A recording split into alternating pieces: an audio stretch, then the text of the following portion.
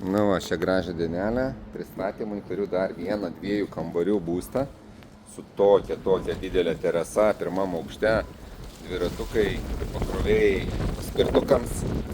Pati terasa turi ir elektrą, galima krautis, šviestis, turi rekuperaciją išvesta, mini rekuperacija. Pats būstas 2 kambarių 26 kvadratų, pilnai naujai įrengtas.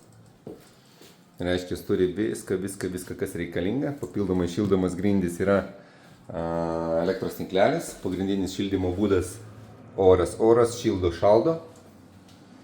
Viskas nauja. Dušas dvivietis.